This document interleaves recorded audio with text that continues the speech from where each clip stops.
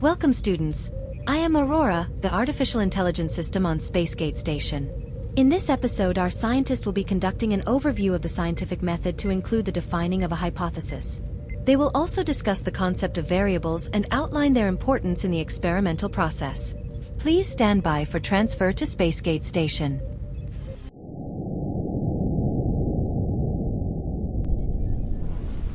Hello, Dr. Carafano.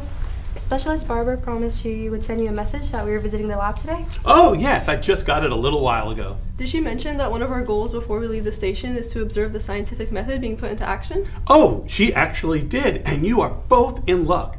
It just so happens I'm in the middle of an experiment to look at the impact of solar radiation on plant growth. Solar radiation is made up of high-energy charged particles that originate from the sun and travel through space as solar wind.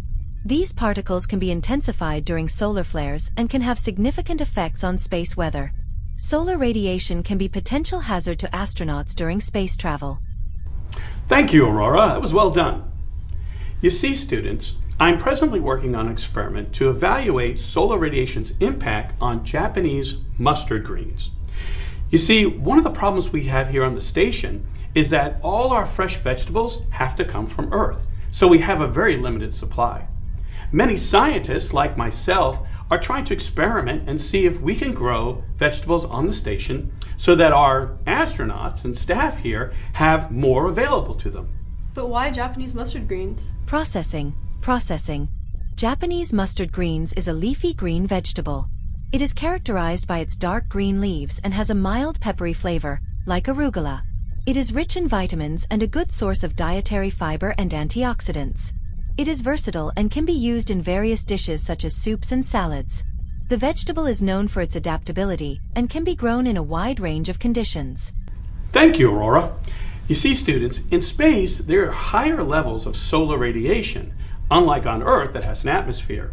And so one of the concerns we have is what kind of impact will that radiation have on plants, especially Japanese mustard greens. Unfortunately, we don't have a lot of data on this specific type of plant. So I'm conducting an experiment to evaluate the impact of solar radiation both inside and outside the station. How did you go developing your experiment, Dr. Carafano? And did you follow the same scientific method we learned about in our science class? Those are actually very good questions. And you know, I think with Aurora's help, we could probably go over some of the processes we follow here on the station when we're doing experimental processes. Right, Aurora? Of course, Dr. Carafano. I would be happy to assist you in reviewing the scientific method with these students. Where would you like to begin? You know, Aurora, I think our students are probably very familiar with the 5 basic steps of the scientific method. Perhaps we should just go a little bit more in depth. And we could start with the first step. You mean making observations? Yes, absolutely. Aurora, could you please discuss with us the very first step, making observations? Researchers start by making observations to find a topic of interest. After choosing the topic, they review existing studies to see what has already been tested and what questions are still unanswered. This background knowledge helps them take the first major step in research: creating a clear research question. Thank you, Aurora. So, Shayla, what's our next step in the scientific method? The next step is to ask scientific questions. Exactly. Aurora, could you please go over the next step with us a little more in depth? After making observations and doing background research, the next step is to ask a scientific question. A good scientific question should be clear, testable, and measurable. One helpful way would be to frame the question as follows: what effect does X have on Y? To answer such a question, the researcher must identify 2 key variables: the independent variable, what is changed, and the dependent variable, what is measured. Aurora, could you be more specific regarding variables? This part tends to be a little bit confusing. I would be happy to. A variable is anything that can change or be measured in an experiment. Scientists use variables to test ideas and see how one thing affects another. There are 2 main types of variables. They are the independent and dependent variable. The best way to understand variables is to think of them in this way. The independent variable is the cause, and the dependent variable is the effect. The independent variable or cause is the factor you change on purpose in an experiment. For example, the amount of sunlight or water a plant receives, or the amount of time someone spends studying before a test. These would be considered independent variables because you set them. The dependent variable, or effect, is what you measure to see the result of the change. For example, how tall the plant grows depending on the amount of sunlight and water, or the test scores depending on the student's study time. These represent the dependent variables in the experiment.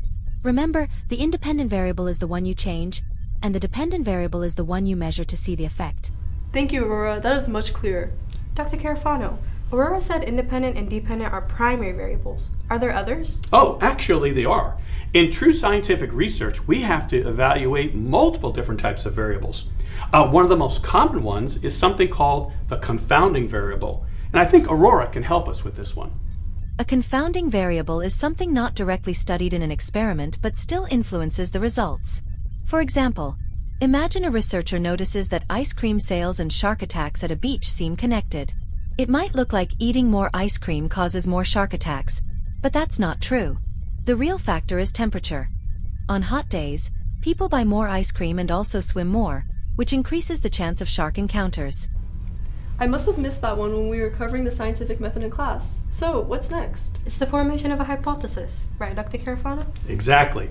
Now, a hypothesis is an educated guess, and it's formed after the considering of the variables you've included in the experiment. Now, I emphasize the word educated because a hypothesis is only determined after you conduct exhaustive research of available literature and experiments to determine what your hypothesis is going to be. Right, Aurora? Yes, Dr. Carafano. A hypothesis is an educated guess about how two or more variables are related. It's your possible answer to a research question based on what you already know from observations and background research. A hypothesis must be testable. That means you can run an experiment to check it. A hypothesis must also be falsifiable, meaning it can be proven wrong if the evidence doesn't support it. When writing a hypothesis, we often use an if-then format. For example, if I water a plant every day, then it will grow better. If a room is noisy, then people will find it harder to concentrate. The easy way to remember. A hypothesis is your best guess about what will happen, written in a way that can be tested. That was a great explanation of hypothesis, Aurora. So, team, what's next? That will be to design the experiment, conduct the experiment, and then gather data. Exactly. And so, how do we develop the experiment? That would depend on our variables, right? Exactly. When you develop your experiment, you have to take into consideration the variables involved. And you know, I think Aurora could really help us through this process. Aurora? When you design an experiment, you need to think about three main things. The first is the goal. What are you trying to find out or discover? Second is the variables. What is your independent variable? What are you going to change? And what is your dependent variable? What are you going to measure? Third is the resources necessary to implement the experiment. What are the materials that you will need? How much time do you have to conduct the experiment? And how much money is available to support the experiment? All of these can affect how the experiment is set up. After you have completed your plan and design, you can then carry out the experiment and collect data from the results.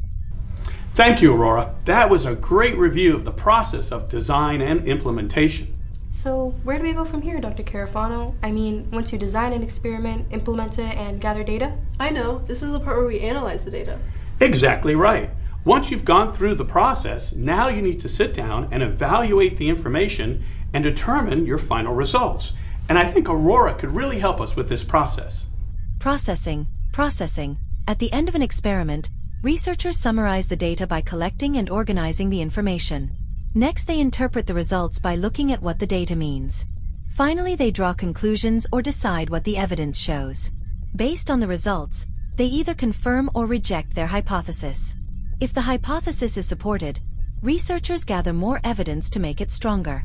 If the hypothesis is not supported, they rethink the hypothesis and variables, create a new plan, and run another experiment. Right you are, Aurora. And you see, students, the last step is to share the results of your experiment. You want the world, all the scientists, to know what you've been able to accomplish, so they can either replicate or build upon what you've done in the lab. So this is the method you've been using in your experiment with the Japanese mustard grains? The very same. So it really doesn't matter whether you're conducting your experiment in the classroom on Earth or in a lab on the space station orbiting the moon. The scientific process is pretty much the same. You know, I don't think Aurora could have said it any better herself.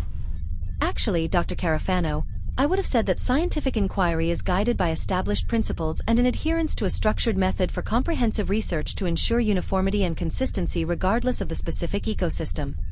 Yes, Aurora, I'm sure that would have been a much simpler explanation. I concur, Dr. Carafano.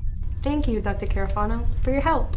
We really appreciate it, and good luck with your Japanese mustard greens. Well, thanks, ladies. Stop by anytime. Enjoy your time on the station. This concludes our latest episode of Spacegate Station. Please join us on our continuing adventures as the crew provides engaging enrichment and remediation-based instruction to improve your understanding of science, technology, engineering, and mathematics. Terminating communication with Earth.